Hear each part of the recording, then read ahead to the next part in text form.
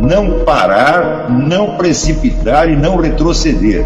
Então dizer para esse cara, sabe quando nós vamos parar? Nunca. Nunca na sua porca vida. O canal tranquilo? Então, na nossa comunidade do YouTube a gente sempre deixa alguma postagem juntamente com alguns links de livros para vocês adquirirem. E também deixamos sempre aqui nos comentários e na descrição do vídeo nossas redes sociais. Então se inscreva no canal, siga a gente nas redes sociais e quem puder apoie o nosso canal financeiramente. Temos Pix, Vaquinha, Apoies e temos nosso conto também para quem quiser nos ajudar. Tranquilo? É isso aí. Sempre com Deus, pátria, família e liberdade por um Brasil melhor. Valeu!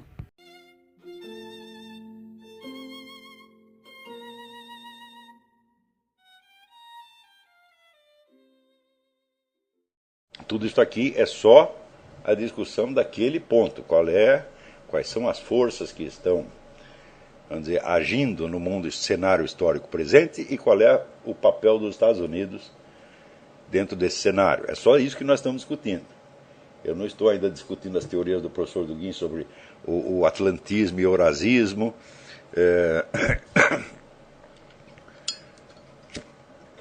Sobre sociedade orgânica, sociedade tradicional, nada disso. Nem entrei no assunto ainda. E eu pretendo entrar. Se não der para entrar durante o debate, eu agora decidi que eu vou continuar com a história. Quando terminar o debate, ainda vou continuar escrevendo a respeito, porque isso aqui é de uma importância extraordinária, pelo fato de que estas ideias estão inspirando o governo de uma das nações mais poderosas do mundo. E elas a inspiram exatamente no sentido de uma guerra mundial. O que o sujeito pretende é nada menos que isto. De modo que é nossa estrita obrigação, pelo menos eu sinto que é minha estrita obrigação, fazer o possível para esclarecer as pessoas quanto a isso e quanto aos riscos envolvidos nesta brincadeira. Esse sujeito conseguiu inventar uma coisa que é ainda pior do que o comunismo, né, que é o que o Nyquist chamou o bolchevismo de direita. E não são apenas ideias, são ideias que já se encarnam num esquema de poder fundado numa força militar e econômica monstruosa, e não são planos para o futuro, são coisas que já estão em plena execução de algum modo, de maneira que mais dia menos dia nós veremos o resultado histórico disso e aí haverá choro e ranger de dentes. Então, e esta oportunidade que o debate me deu de examinar as ideias do homem com mais atenção me deixou ainda mais alarmado quanto à coisa. Então, esta mensagem que eu vou ler para vocês, ler e comentar aqui, não sei se vai dar para comentá-la inteira, mas pelo menos alguns pedaços, ela nos dá uma ideia não ainda da doutrina do Dugin, mas da forma mentis deste cidadão que é considerado hoje o pensador russo mais importante e influente. Então, vamos lá. Que respondeu o professor Dugin à minha refutação do contraste mecânico entre individualismo e coletivismo? Nada. Que respondeu à minha demonstração de que o sentimento holístico de solidariedade comunitária está mais vivo nos Estados Unidos do que em qualquer país do bloco eurasiano? Nada. À minha comparação entre as maldades respectivas dos Estados Unidos, da Rússia e da China? Nada. As minhas explicações sobre a natureza da ação histórica e a identidade dos verdadeiros agentes da história? Nada. A minha sondagem do conflito estrutural que transforma a Igreja Ortodoxa em instrumento dócil de qualquer projeto imperialista russo? Nada. Ele preferiu fugir de todas as questões decisivas e, simulando dignidade ofendida, sair do palco batendo pezinho como uma primadona de cabaré. E ainda diz que o histérico sou eu. De passagem, foi roendo pelas beiradas, tocando em pontos secundários da minha mensagem, aos quais também não respondeu satisfatoriamente, limitando-se a bater no peito, arrotando superioridade e a me atribuir ideias que não tenho, que foram inventadas por ele mesmo, com a finalidade de impugná-las facilmente e cantar vitória numa batalha imaginária. É claro que não vou dar o troco na mesma moeda. Meus dons teatrais são nulos ou desprezíveis, como atestava com a autoridade soberana de ex-aluno de Stanislavski, o grande ator e diretor russo-brasileiro Eugênio Kuznet, ao declarar com razão que eu era o pior aluno do seu curso de teatro, o qual, para grande alívio dele, aliás, frequentei por mera curiosidade, sem nenhum intuito maligno de impor ao público as minhas abomináveis performances. Em compensação, sou um adestrado estudioso e praticante da arte de argumentar, sobre a qual publiquei ao menos 2 livros pioneiros, sem contar uma infinidade de cursos. Como tal, sei o que é um debate, e tenho a certeza de que não é aquilo que o professor Dugin imagina que seja, isto é, uma gesticulação circense destinada a fazê-lo parecer bonzinho e a afivelar no rosto do adversário uma máscara repugnante. Isso é apenas disputa de vaidades, um jogo besta que, para mim, tem tanto interesse quanto uma luta de minhocas por um buraco no solo.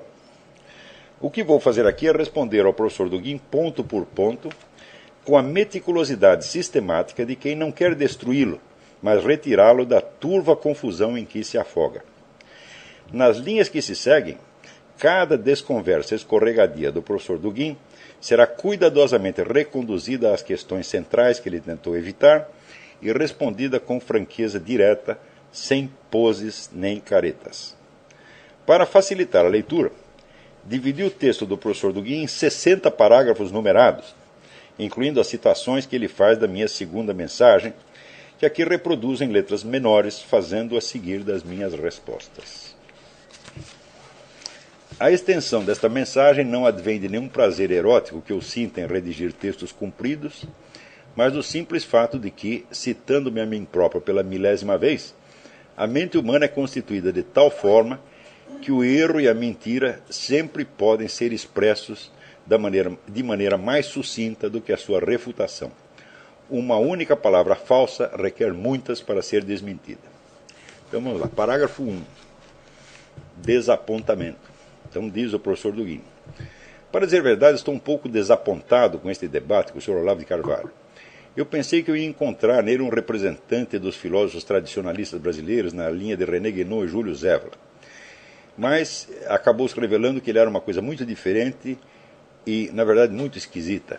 Só que esquisita ele usa a palavra queer, né, que no inglês americano, pelo menos, tem a conotação de veado, né? Da minha parte, não estou desapontado, respondo eu. Mesmo chamado de queer, um adjetivo cujas conotações o professor Dugin finge ignorar, o Dugin é sempre assim, ele faz uma ofensa terrível, mas velada, de tal modo que, se surpreendido, ele pode dizer, não foi minha intenção. Então é o difamador tímido, né? Então, ele faz isso 500 vezes. Toda hora diz uma coisa assim que é terrível, se você presta atenção, é terrível. Mas é dita de tal modo que ele sempre pode tirar da reta se pego em flagrante delito. Esse é um dos traços assim mais notáveis da mente do cidadão. Mesmo chamado de queer, agora é que estou gostando deste debate. Quando o meu oponente começa a ficar enfesado, apelando a rotulações pejorativas, blefes descarados e argumentos de autoridade, sem responder praticamente nada à substância do que eu disse, começo a entender que eu tinha até mais razão do que imaginava de início. Fico especialmente feliz quando o meu contendor usa palavras que contrastam de tal modo com a sua conduta real que não preciso, para desmenti-lo por completo, senão apelar ao testemunho de suas próprias ações. O professor Dugin é um pregador ostensivo da guerra e do genocídio. Ele confessa que odeia o Ocidente inteiro e que tem por objetivo declarado provocar uma terceira guerra mundial, varrer o Ocidente da face da Terra e instaurar por toda parte algo que ele mesmo define como uma ditadura universal. Ele não diz nada disso no decorrer do debate, porém, isso está muitíssimo bem documentado no livro dele, que chama A Grande Guerra dos Continentes, que é um livro que eu pretendo comentar, talvez na última mensagem, ou talvez até depois do debate. Ele já disse que nada o entristece mais do que o fato de Hitler e Stalin não terem se aliado para destruir a França, a Inglaterra e tudo mais que encontrassem pela frente, distribuindo ao universo inteiro os benefícios que já haviam prodigalizado aos internos do Gulag e de Auschwitz. Ele disse isso numa entrevista à revista polonesa Fronda. Eu não leio polonês, mas uma amiga minha teve a amabilidade de me traduzir essa entrevista e eu vou colocá-la no meu site por extenso em inglês daqui a alguns dias. Quando um homem com essas ideias me chama de agressivo e odiento, não posso senão concluir que estou diante de um exemplo vivo de delírio de interpretação, um dos traços definidores da mentalidade revolucionária, sentindo-me satisfeito como o Dr. Charcot, quando, diante da plateia acadêmica, suas pacientes reagiam exatamente conforme o ponto de psiquiatria clínica que ele desejava ilustrar. Charcot punha as pacientes assim e dizia, quer ver, ela vai reagir de tal maneira. Daí dizia uma coisa, fazia alguma coisa, e a mulher reagia exatamente, né? Eram quase todas mulheres, pacientes de histeria, então ele mostrava aquilo dentro da plateia e elas faziam exatamente o que ele esperava que fizesse. Parágrafo 2. Ataques. Daí, diz o professor Dugin, estou também triste com os seus ataques histéricos e agressivos contra o meu país, a minha tradição e eu mesmo pessoalmente. Daí respondo eu, item 1. Não, professor Dugin, quem atacou o seu país e sua tradição não fui eu. Foram Lenin e Stalin, que o senhor considera preferíveis a Ronald Reagan e até a Barack Obama.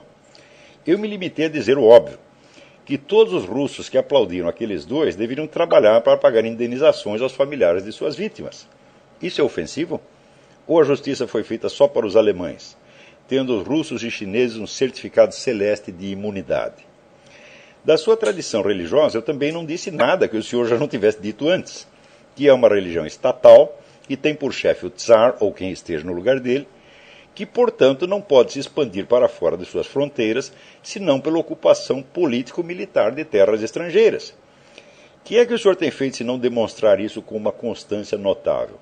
Bom, isso é a coisa mais óbvia do mundo, porque se o chefe da religião é o czar, é o governante, então, evidentemente, a obediência à igreja pressupõe a obediência ao czar. Então, não é tão fácil você aderir à Igreja Ortodoxa Russa como aderir à Igreja Católica. Você pode aderir à Igreja Católica em qualquer lugar do mundo e continuar seguindo governando o seu país. Por quê? Porque o Papa não é um governante civil. Né? Existe vamos dizer, uma superposição e até toda uma dialética entre a autoridade espiritual e o poder temporal, mas eles não se identificam de maneira alguma. Mas se estão absolutamente fundidos, então seguir a autoridade espiritual é a mesma coisa que obedecer ao poder temporal. De modo que, na prática, não há possibilidade de você aderir à Igreja Ortodoxa Russa sem você se tornar, de algum modo, um súdito do czar. E é por isto mesmo que a ortodoxia russa jamais se expandiu para fora do território russo. Não tem jeito. Né? Então, isso aí o próprio Dugin disse. E eu também disse. Falei, o que é que tem de ofensivo? Quer dizer, se eu repito o que você disse, eu estou te ofendendo, né? By the way, se o senhor acredita mesmo em holismo e coletivismo, tem de admitir que não faz sentido individualizar as culpas dos políticos, absolvendo ao mesmo tempo a entidade coletiva que lhes deu força e apoio. Ou somos todos indivíduos livres e responsáveis, e neste caso as culpas têm de ser avaliadas indivíduo a indivíduo, mas o senhor considera isso uma abominável ideologia ocidental? Ou então, meu filho, a coletividade cuja alma se projeta e se condensa num Stalin ou no Tsar é culpada dos atos de Stalin e do Tsar. Quer dizer, esse problema da responsabilidade coletiva foi abundantemente discutido no que diz respeito à Alemanha. Tá certo? E chegou-se à conclusão, certa ou errada, de que, de algum modo, a população alemã era responsável pela ascensão do Hitler. Por quê? Porque ela deu apoio total ao Hitler, mesmo depois de saber tudo que o sujeito estava aprontando. Porque a maioria dizia, não sabia, né? Não, mas não sabia, mas tem obrigação de saber. Tá certo? Então é que nem o pessoal que aqui votou no Barack Obama, né? Vocês são todos culpados por essa coisa.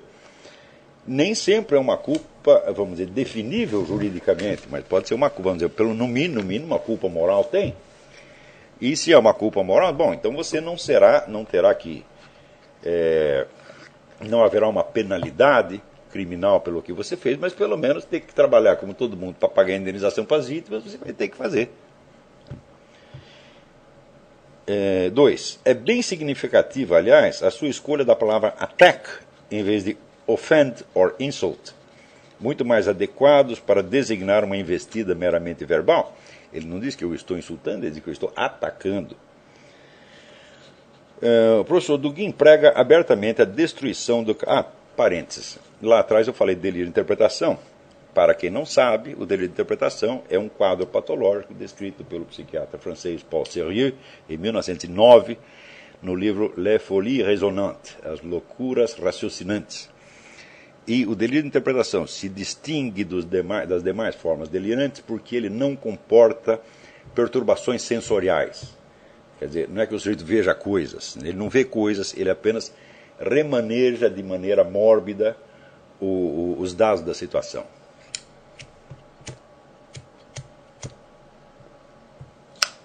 Mais ou menos como Wilhelm Reich, quando ficou maluco, viu um avião passando, ele acreditava que o avião vinha para jogar uma bomba nele. Ele não estava vendo nada, quer dizer, sensorialmente ele estava normal, ele só estava interpretando a situação de maneira mórbida. Então, olha lá. É bem significativo, aliás, que a escolha da palavra attack, em vez de offend or insult, muito mais adequados para designar uma investida meramente verbal. O professor Dugin prega abertamente a destruição do catolicismo pela força, por meios militares e policiais, especialmente nos países do leste europeu. Ele declarou isso nessa mesma entrevista à revista Fronda. País do leste europeu, onde a Igreja Católica já sofreu toda sorte de perseguições e restrições. É compreensível que, alimentando esse sonho sangrento, ele se sinta atacado ao menor sinal de uma crítica que um homem desarmado faça à Igreja Ortodoxa, sem a menor intenção de suprimi-la do mapa. Eu nunca disse que a Igreja Ortodoxa tem que ser extinta ou proibida, nada disso, eu só fiz uma coisa que não é nenhuma crítica, é apenas uma descrição de um problema estrutural que acompanha a Igreja Ortodoxa desde que ela existe, que é a identidade de autoridade espiritual e poder temporal. É também altamente significativo que, após essa reação desproporcional, histérica no sentido mais literal e técnico do termo, ele diga que o histérico sou eu. A mente revolucionária vive de inculpação projetiva. Mais adiante, mais comentários sobre isso. Parágrafo 3, surpresa.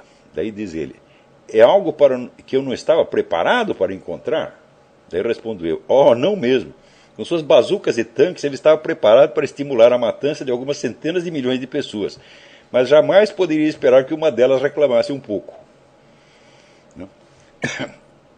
Então,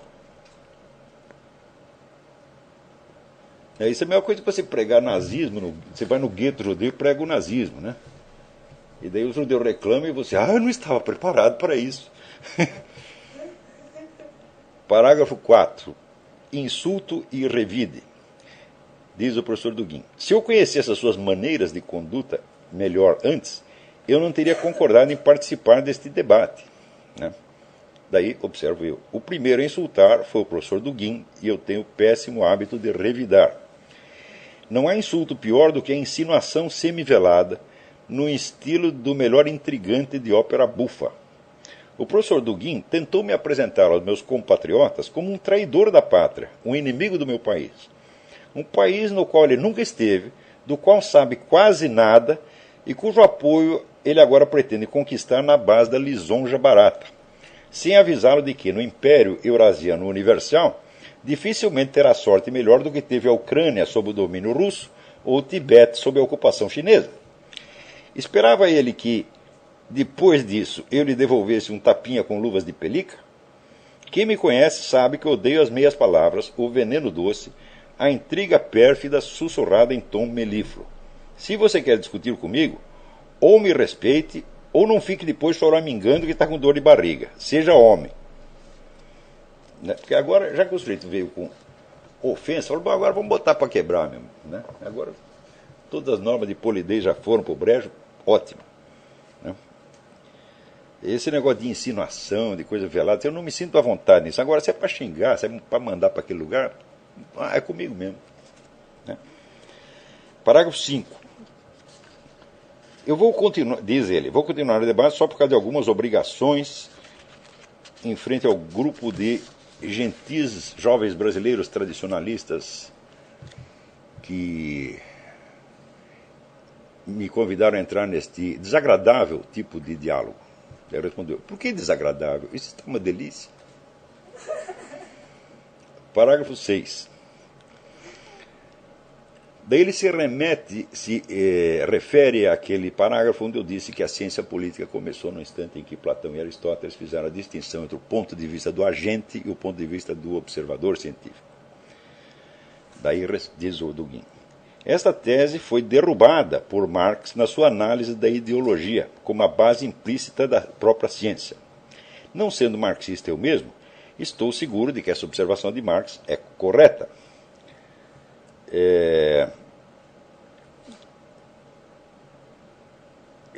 Eu argumento, diz ele, que essa distinção é simplesmente impossível. Não existe um lugar no reino do pensamento que possa ser perfeitamente neutro em termos políticos. Todo pensamento humano é politicamente orientado e motivado. Daí respondo eu. Por essa eu é que não esperava. Cresci ouvindo essa pataquada do engajamento inevitável, da politização universal de todos os atos humanos, e não imaginava que o professor Dugin tentaria me intimidar com essa pegadinha, um chavão sem sentido que nenhum filósofo com algum treinamento pode levar a sério nem por um minuto. Como toda expressão de ignorância grossa, essa traz em si, condensada e compactada, uma multidão de confusões que só a educação ao longo do tempo pode desfazer. Esse é um dos problemas que a gente sempre encontra no debate. Olha, a sua ideia não pode ser refutada com um argumento. Ela requer toda uma educação que você não tem. Então, às vezes fica difícil. Quer dizer, a ignorância num debate é sempre uma arma terrível, porque se você não entende o que o outro está falando, você jamais vai poder ceder diante dele, né? Eles não têm a menor pretensão de sanar as falhas da educação do professor Dugin, mas só a título de sugestão, falhas monstruosas, como vocês vão ver daqui a pouco. Mas só a título de sugestão, eu dou aqui uma breve lista de questões às quais ele faria bem de consagrar alguma atenção nos próximos anos. Vejamos. 1. Aspas. Todo pensamento humano é politicamente orientado e motivado. Fecha aspas. É uma afirmação baseada na mera confusão entre conceito e figura de linguagem. Todos os atos humanos podem, em tese e idealmente, ter alguma relação mais próxima ou mais remota com a política, mas nem todos podem ser politicamente orientados e motivados no mesmo grau e no mesmo sentido. Nenhuma intenção política me move quando vou ao banheiro, visto minhas calças, tomo um refrigerante, como um sanduíche, ouço uma cantata de Bach, arrumo os papéis no meu escritório ou corto a grama no meu jardim, a não ser que o propósito de evitar uma invasão de cobras seja um preconceito político contra essas gentis criaturas. A ligação dos atos humanos com a política distribui numa escala que vai de 100% a algo como 0,000000001%. Quando, por exemplo, George W. Bush fazia pipi, seria isso um ato político no mesmo grau e no mesmo sentido da declaração de guerra ao Iraque? Com toda a evidência, a proposição todo pensamento humano é politicamente orientado e motivado salta da mera notícia de uma participação que pode ser vaga e remotíssima à afirmação peremptória de uma identidade substancial perfeitamente inexistente e de uma igualdade quantitativa impossível. Não é um conceito, é uma figura de linguagem, uma hipérbole. Como tal, não descreve nenhuma realidade objetiva, mas a ênfase que o falante deseja imprimir ao assunto, numa escala que pode ir da mera demanda de atenção até a abolição psicótica do senso das proporções. A declaração do professor Dugin inclui-se claramente nesta última alternativa. 2. Todos os atos humanos, por definição, participam em grau maior ou menor de todas as dimensões, não só da vida humana, mas da existência em geral. Quer dizer, tudo participa da dimensão, digamos, econômica, sociológica, cultural, psicológica, etc, etc, etc. Nenhuma participa delas todas no mesmo nível e com a mesma intensidade. Assim, afirmações do tipo tudo é física, tudo são átomos, tudo é psicologia, tudo é biologia, tudo é teatro, tudo é jogo, tudo é religião, tudo é vontade de poder, tudo é economia, tudo é sexo e todo pensamento humano é politicamente orientado e motivado, são ao mesmo tempo irrefutáveis e vazias. Não podem ser contestadas porque não dizem nada. 3. A afirmação não há lugar no reino do pensamento que possa ser perfeitamente neutro em termos políticos é uma confusão primária entre gênero e espécie, entre a política como uma das dimensões gerais da existência e as várias disputas políticas, em especial historicamente existentes aqui e ali.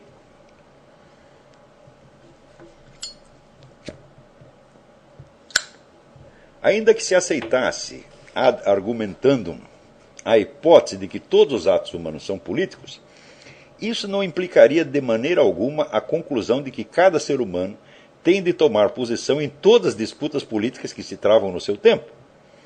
A possibilidade mesma de tomar posição, prestem atenção, é importantíssimo, isso é básico da história.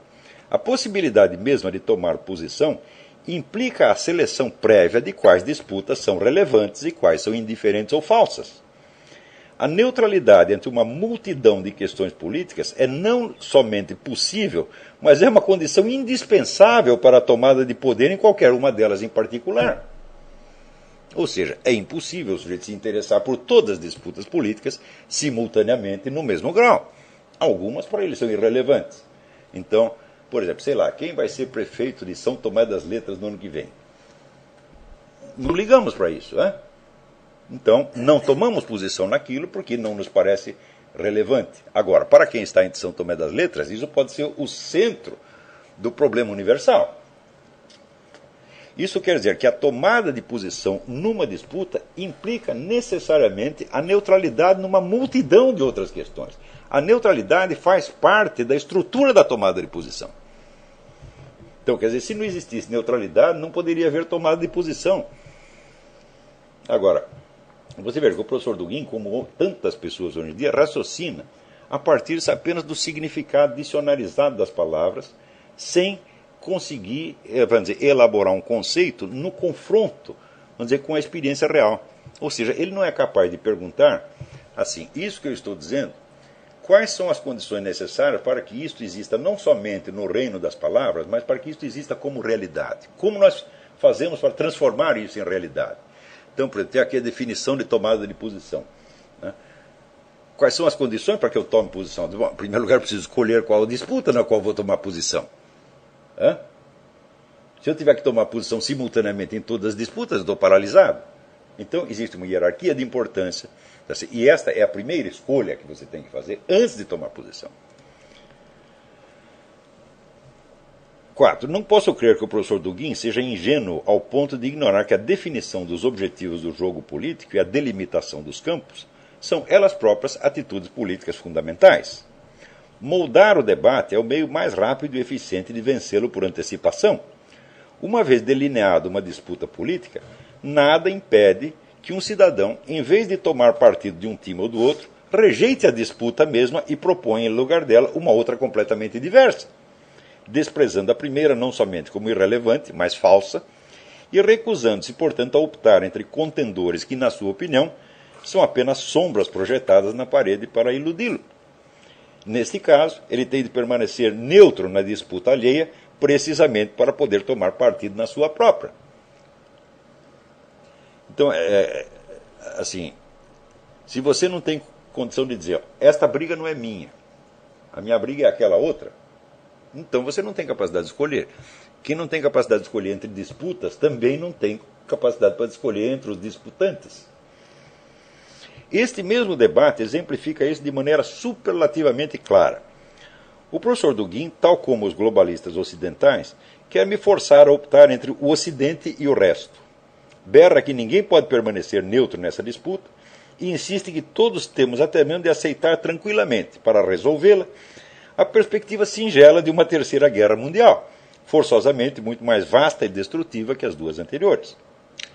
Do meu ponto de vista, ainda que a população inteira do planeta engolisse essa proposta e decidisse se alistar num dos dois exércitos, isso não tornaria a disputa moralmente legítima, não provaria ser ela uma fatalidade histórica incontornável, nem muito menos faria dela uma expressão adequada dos verdadeiros antagonismos que dividem a espécie humana. Porque, aliás, deveria a escolha fundamental ser de ordem geopolítica e não, por exemplo, moral ou religiosa. E toda a descrição que ele faz do mundo é descrição, vamos dizer, de um conflito eterno entre atlantismo e eurasismo. E ele diz que aí todo mundo tem que tomar posição.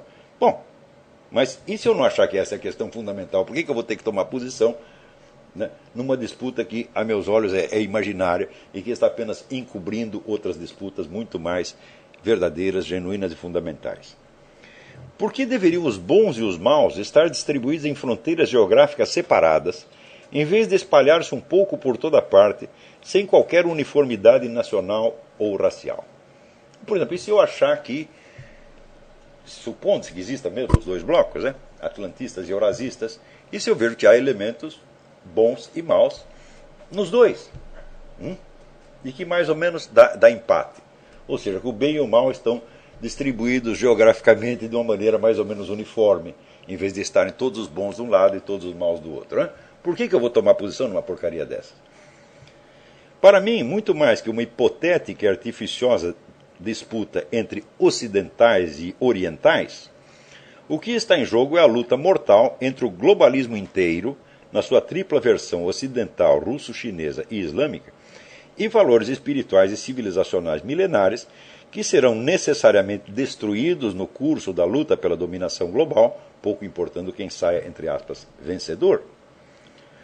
Você vê, por exemplo, na Segunda Guerra Mundial, a Inglaterra saiu nominalmente vencedora, só que o Império Britânico acabou. E a Alemanha saiu nominalmente perdedora, só que 20 anos depois era a maior potência econômica da Europa. Então quem ganhou? O alemão ganhou. Então, estou falando, esses valores espirituais serão destruídos. Esses valores não são ocidentais. Quem ignora, por exemplo, que a Igreja Ortodoxa não pode entrar no projeto eurasiano sem tornar-se instrumento passivo nas mãos da KGB, com o nome trocado pela enésima vez, como, aliás, já se tornou sob a liderança de um patriarca que é notório agente dessa instituição macabra. Leiam as obras da grande tradição ortodoxa, como a Filocalia ou os Relatos de um Peregrino Russo, e comparem com os discursos ideológicos do professor Dugin. Que pode haver de comum entre a apoteose da vida contemplativa e a prostituição de tudo aos ditames da luta política? Que acordo pode existir entre Nosso Senhor Jesus Cristo e o demônio? Do mesmo modo, praticamente tudo se perdeu da espiritualidade islâmica e até da filosofia islâmica, quando gerações de jovens enragés decidiram islamizar o mundo à base de atentados terroristas, inspirados nas doutrinas da fraternidade muçulmana, que não passam de uma teologia da libertação, de uma politização grosseira daquilo que um dia foi o Islã. Compare os escritos de Muhyiddin Ibn Arabi ou de Jalaluddin Rumi com os de Said Qutb, mentor da fraternidade, e terão ideia do que é uma queda abissal. Portanto, estou dizendo que todos esses valores espirituais, orientais ou ocidentais, todos eles, né, irão por água abaixo no caso de um conflito mundial, como as duas guerras anteriores já destruíram tanta coisa preciosa. Né? A politização geral da vida, um dos traços típicos da modernidade ocidental, que o professor Dugin diz odiar, mas da qual, como veremos adiante, é um escravo ideológico inerme e passivo, teve também, é claro, resultados espiritualmente desastrosos no Ocidente. A degradação do judaísmo pelo liberalismo modernizante desde o início do século XIX, descrita pelo rabino Marvin Antelman no livro To Eliminate the Opiate, foi uma espécie de laboratório em miniatura que preparou a operação idêntica realizada no século XX em escala muito maior na Igreja Católica, culminando no desastre completo do Concílio Vaticano II. Quanto às igrejas protestantes, quem não sabe que o Conselho Mundial das Igrejas, que congrega tantas delas, é uma instituição comunista, e que as não infectadas de comunismo estão doentes de teologia da prosperidade, tão materialista quanto o comunismo? Quer dizer, essa degradação desse valor já está em curso, e no caso de uma guerra mundial, isso seria acelerado de uma maneira brutal. Em todos esses casos, vale a advertência de Eric Voegelin. Daí estou citando Voegelin. A forma moderna pela qual uma democracia de massas é organizada, parênteses meu, aí incluídas e até prioritariamente as democracias totalitárias da Rússia, da China e do mundo islâmico, prossegue Voegelin, é espiritualmente a mais perigosa para o indivíduo pessoalmente, pois a propaganda política enche o seu espírito com clichês abstratos, que são infinitamente distantes de qualquer genuinidade essencial da vida pessoal e, portanto, nega radicalmente os traços melhores e únicos do ser humano inteiro. Fecha aspas. Diante de fatos como esse, o homem que está mais interessado na vida eterna do que nas lutas políticas, muito provavelmente, em vez de tomar parte na disputa entre globalismos, fará o possível para depreciá-la, desmoralizá-la e diluí-la na disputa maior entre a cidade de Deus e a cidade dos homens, nesta última incluídas o consórcio, o Império Eurasiano e o Califado. Minha briga é essa, não aquela em que o professor Dugin deseja me envolver contra minha vontade, vestindo em mim a camisa de força de um partido que não é o meu, nem nunca poderia ser, torcendo para isso o sentido das minhas palavras até fazê-las dizer o contrário do que dizem, e fazendo-me assim a mais grave das ofensas que se pode fazer a um filósofo, negar a individualidade das suas ideias e reduzi-las a cópias de discursos coletivos que ele despreza. 5.